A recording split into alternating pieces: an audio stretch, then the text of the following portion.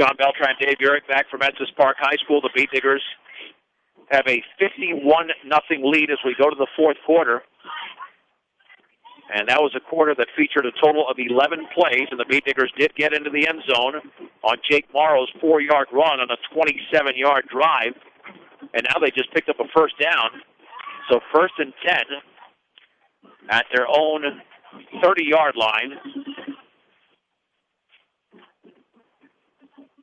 And the Beat Diggers have got, again, their second team unit out there. Here for the final 24 minutes of football. We've played half of those 24, and Kalen Brandt is under center. Izzy Hernandez and Jake Morrow are in the backfield on first down, and there is the give. Right up the gut, but nothing there for Morrow. Maybe a yard to the 31. That's about it. 2nd down and 9. Before the middle, that Bobcat line was able to bring Morrow to the ground. Had some good fakes there, though. I thought Izzy Hernandez had the ball there for a minute. Yeah, actually did a good job of tucking the ball away, yeah. Well, and that's the varsity team out there for Estes Park. They don't have many numbers out there, Dave. As you mentioned at the outset of the broadcast, they're only dressing 22. 2nd down and 9 for the Beat Diggers at their own 31 under a running clock. Stratman is in motion to the right. Brandt is going to pitch it right. Hernandez has speed to burn to the 35-yard line, still in his feet to the 45, and he spun down from behind, close to the 50-yard line. It's a gain of 19 for Izzy Hernandez, and a first down for the Beat Diggers. That's what happens when you blitz a bunch. Estes Park sending all those linebackers there in the middle. There's nobody out there to pick up that sweep. And the Beat Diggers are calling the right play. Yeah, if they're going to blitz like that, like crazy, we'll just pitch it to the outside. So hopefully that'll force Estes Park to wake up and just play a little more sound defense. 1st and 10 from midfield. Well, nice drive for the Beat Diggers. They already scored on their first second-half possession. But you're right, they've got a lot of speed here with Morrow and Hernandez. Stratman in motion to the right. Handoff left side for Morrow. He's inside the 45, stops, cuts it back, and down at the 41. Ty Holler made the tackle, but it's a gain of 9 for Jake Morrow and the Beat Diggers. He stopped and cut it back, and that allowed that pursuit to catch up with him. At 1305 Edison Street in Brush, CNC Auto Parts is your local Napa Auto Parts store. And Northeastern Colorado's hometown savings and loan with locations in Brush and Fort Morgan is Equitable Savings and Loan. 9:55 to go in the game. Brush 51, Estes Park nothing. 2nd down and 1 for Brush.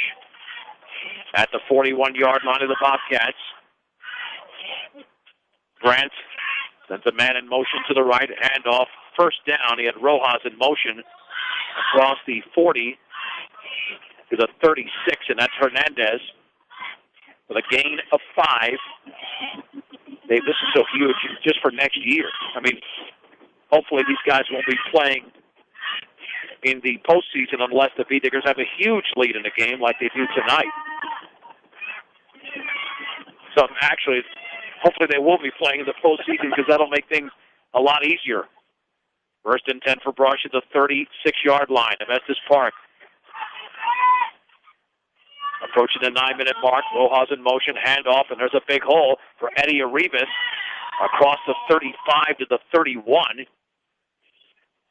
He gains 5 yards in the play before Ty Holler once again makes the tackle.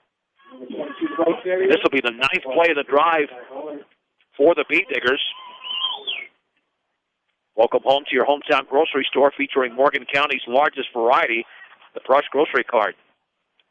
This could be the longest drive in Brush history because under a running clock, you never stop. They started this drive near the end of the 3rd quarter. We still have 8:25 to go in the game. 2nd and 5 from the 31. Handoff to Morrow, running right, first down to the 25, cuts it back to the outside of the 15, to the 10, to the 5, touchdown! That is a touchdown for Jake Morrow. From 31 yards away, the Beat Diggers now lead 57-0. 74 yards for Jake. Nice run there.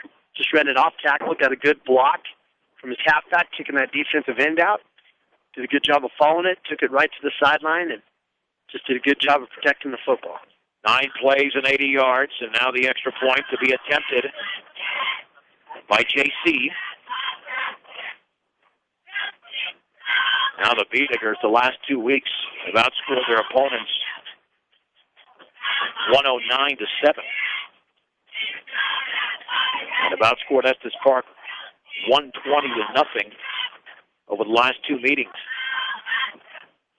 Well, that's if they make the extra point. Right now it's at 119-0, although it really doesn't matter. That one rolls in again. Garcia's going to have to roll to his right. He's still rolling. He's going to have to throw it into the end zone, and the ball is caught in the back of the end zone. And that looks like that was caught over there by Randy Baker. Baker makes the catch. 7 minutes to go in the game under a running clock. It's Brush 59, Estes Park nothing on 1010 KSIR and KSIR.com. Jake Morrow with a 31-yard run and then Eric Garcia with a 2-point conversion pass to Randy Baker, and the Beediggers lead 59-0 on that 9-play, 80-yard drive. How about that second team, Dave, outscoring Estes Park 15-0 in the second half? You betcha. Some good blocking up there with that young offensive line, and also some help coming from Estes Park as they choose to blitz their guys in the middle. Boy, Victor Lopez kicked it pretty deep. Gage Smith picks it up after dropping it at the 15, running to his right, across the 20 to the 24-yard line. And a barrage of Beediggers came through to make the play. Eddie Rivas was down there on special teams, along with Oscar Soto. So Estes Park will have one more chance to try to get into the end zone as they have the ball at their own 24-yard line, just shy of 24, under a running clock. So you figure with about, if they don't call a timeout with 5:15 to go, they might be able to get 7 or 8 plays off, and that's it. They have the number one offense out there. Try to get a touchdown on the board to finish their season. Eddie Arribas came up with an interception in the end zone on Estes Park's most recent drive. They have 76 yards to go. 1st and 10 at their own 24-yard line under center, and there's the handoff right up the gut and very little, maybe a yard. Beediggers there to make the play. Ben Addison carried the football, but Joe Carwin grabbed him around the waist and held Addison to a gain of just 1. Addison's number 55, so I think as a senior they just give him a chance to run the football once before his career ends. That's a nice gesture. 2nd down at 9 on the 25-yard line. Committed to serving those in production. Ag, Premier Farm Credit, is the gold standard in ag lending. On 2nd and 9, there's the give across the left side and maybe a yard. The Beediggers are right there. I wonder if that's another senior, and Diego Fernandez. And the tackle was made by, well, I think it says 7-8, or is that Levi Abbott out there? Yep. 3rd down. And we'll call it about 7. Gain of 2 there for Fernandez. 3 minutes and 45 seconds to go under a running clock. 3rd and 7 for the 27. Shotgun formation. Back to throw. Keller Twig out in the left flat. Caught by Smith at the 25. Breaks a tackle up the left sideline. Across the 40 to the 43. The 1st down and a gain of 16. He did a good job after he caught the ball. Took it to the sideline and turned it right up the field. And now there's an official's timeout. And Beediggers slow to get up along the sideline. That's the reason for the official's timeout. But I'm not sure who that is, but the Beediggers now up right in front of the Beedigger bench. As it is 1st and 10 at the 43-yard line for the Bobcats.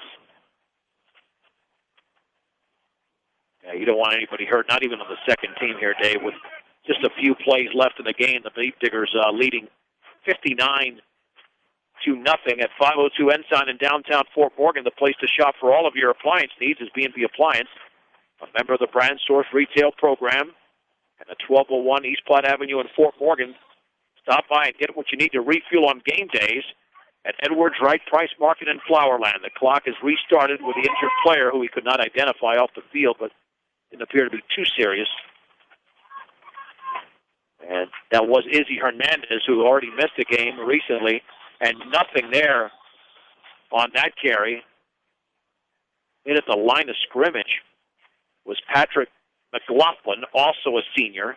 2nd down and 10. I'm going to backtrack that football actually to the 42, but nonetheless, with 2:43 to go, the Bobcats might have about 3, maybe 4 offensive plays left. That's assuming they get a first down because it is 2nd and 11 for the 42. Keller swinging a shotgun, has the football. 5-step drop, throwing to his right. That pass is going to be complete to David Klein. Breaks one tackle, but a second one he does not break. Eddie Rivas makes the play at the 48. It's a gain of 10. Bobcats might hurry up and try to get into the end zone. On 3rd down and 2 to go at the Beetiger 48-yard line. With 2 minutes to go in the game. 3rd and 2. Here comes pressure for the Beetniggers. And Keller Twigg will take off. He'll spin. He'll get a first down across the 45 to the 43-yard line. Jake Morrow makes the tackle. It's a gain of 5. But Cordell Craig come from his defensive end position over on the right side. Had a lot of pressure on him. Almost came up with the tackle.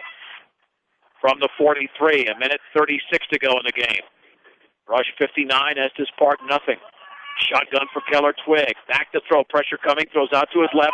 Pass is caught by Smith at the 45-yard line, trying to break a tackle to the 40. Smith still on his feet, and he's down at the 35. It's a gain of 8.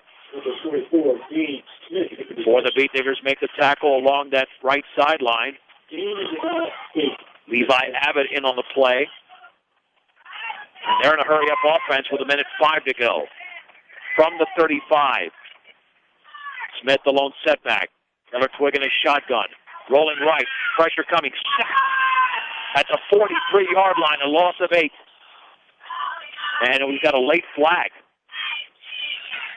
That flag is along the Beetniggers sideline. And we have an injured player for Estes Park. Oscar Soto was in on the play. There were a couple of Beetniggers. Well, I don't like to see when a flag is thrown right in front of the Brush bench. Hopefully that's not an unsportsmanlike, but it was thrown right there, Dave. So I have no idea what the flag is. I can just tell you where it was thrown.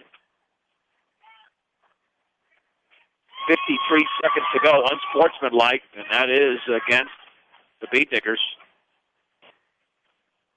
So the sack does count. But now it's 15 yards, also going in the wrong direction. First and 10 for the Bobcats, the Beetnigger 30. 53 seconds to go, so the players cleared the field, and the Bobcats did call a timeout. So they'll still have a shot to get into the end zone. And fourth quarter continues. I think the Beetniggers can make 2 plays here, perhaps 3, then they will register the shutout. Rush has come close to shutting out teams this year. The Hope Flat Valley to 6, University to 6, 12 Central to 7. They even held down Faith Christian to 11 points. Now the clock starts, and Keller Twigg rolling right, slips out of a tackle, runs forward towards the 30-yard line. Gain of 5.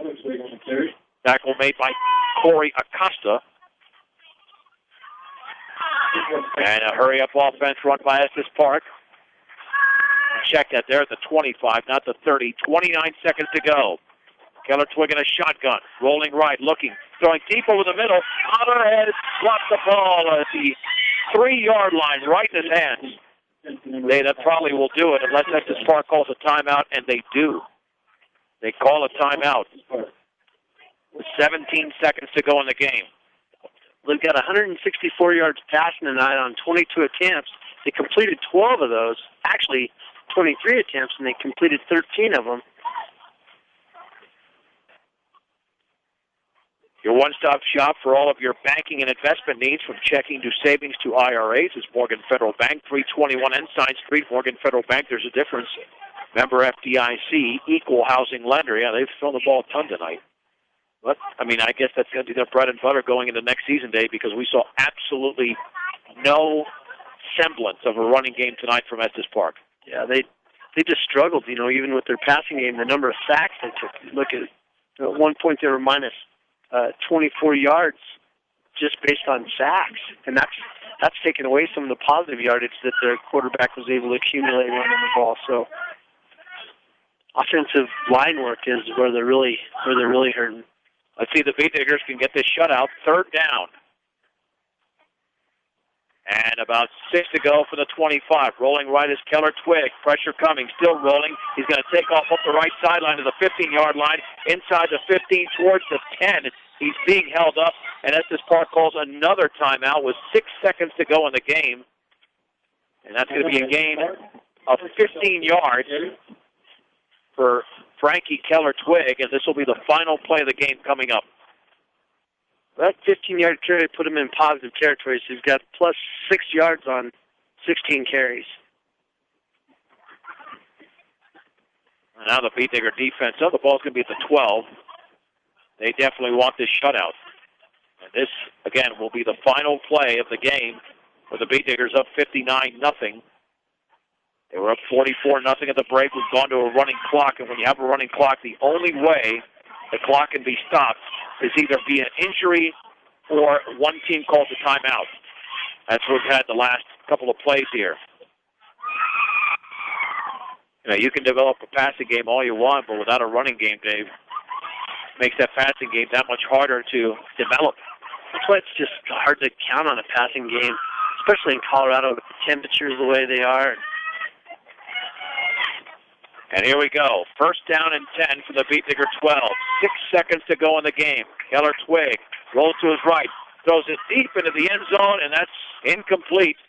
And that is the end of the game intended for Ty Holler in the right corner of the end zone. Well defended by Eddie Arribas and Tyler Stratman. Final score tonight, Brush 59, Estes Park nothing on 1010 KSIR and KSIR.com.